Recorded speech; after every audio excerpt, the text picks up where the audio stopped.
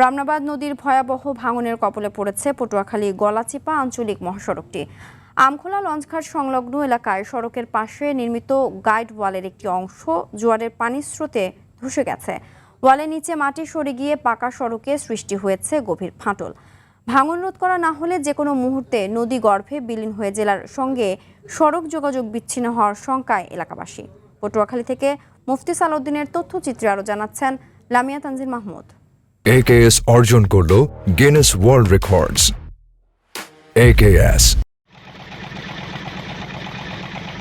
সামান্য এগোড়া geo bag দিয়ে ঠেকিয়ে রাখা আঞ্চলিক সড়ক। জায়গাটা পটুয়াখালীর গলাচিপার রামনাবাদ নদীর তীর, যে নদীর উপর শুরু হয়েছে সেতু নির্মাণের কাজ।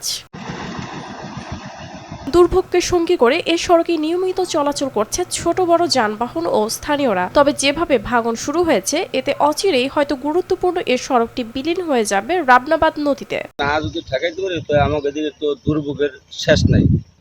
এটা তো মনে করেন গলাচিপা 10 বিনা, এটা অনেক বড় একটা হাওয়াই রোড। যদি মনে করেন এইটা যদি কোনো সরকার এটা কোনো একটা উদ্যোগ না যদি নেয় তা আমাদের জায়গায় গরিব মানুষের থাকার অনেক খুব কষ্ট হয়ে যাবে। যদি আরো বেশি করে বস্তা দেয় হেলে যদি রক্ষা হয় রাখতে হবে। ইতোমধ্যে পানি উন্নয়ন বোর্ড থেকে নকশা ও ডিজাইন সংগ্রহ করা হয়েছে এবং সে মোতাবেক কাজ চলছে বলে জানান নির্বাহী প্রকৌশলী। পানি উন্নয়ন বোর্ডের সাথে আমরা তাদের কাছ থেকে নকশা নিয়েছি এবং তাদের কাছ থেকে ডিজাইন তাদের এস্টিমেট নিয়েছি। সেই অনুসারে আমরা সেটা দরপত্র আহ্বান করেছি। এটার মূল্যায়ন শেষের পথে।